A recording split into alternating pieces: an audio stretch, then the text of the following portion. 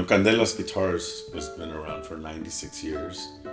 Um, we are going on the fourth generation. We have a history of working with some pretty iconic musicians. My grandfather and great uncle established themselves here in Los Angeles. They had already felt like God has provided the bare minimum of shelter, food, shelter, and just a typical, a basic standard of living. And they immediately started to give back. They felt so appreciative that they were wanting to help others that were less fortunate, like they were, starting as orphans. And so they right away started giving back to the church and small rondallas, the little groups that were getting together with the kids that didn't want to play sports, didn't want to play band music. And my dad coming into the business, he obviously grew up seeing this, so he did the same and giving back and helping the community. And then here I come into it as a young boy watching my dad and my grandpa doing all this. So again, the tradition just continues on. So yeah, never doing it for any kind of status or any kind of recognition. We just did it because it's the right thing to do. The reason that I chose later, 5, 6 years ago now, to do this was because I realized I was surrounded by people that would be dedicated to helping others.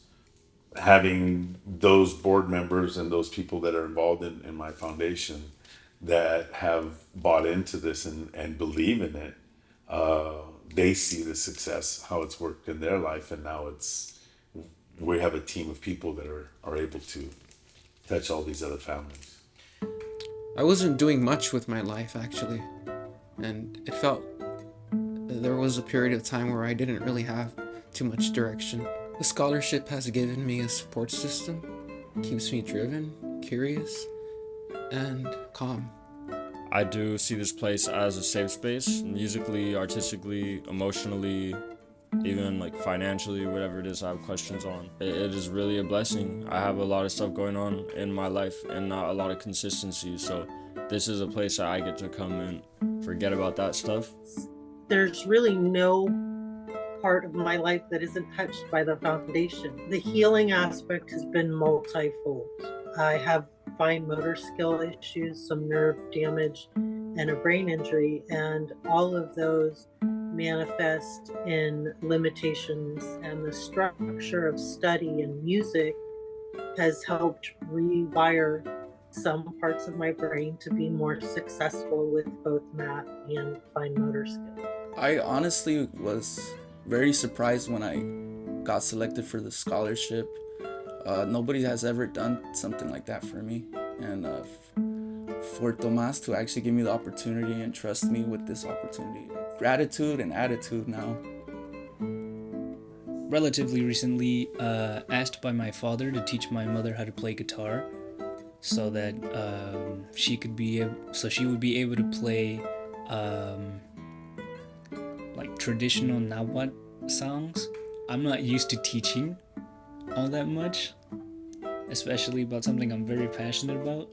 It's both odd, but I feel like my value has increased.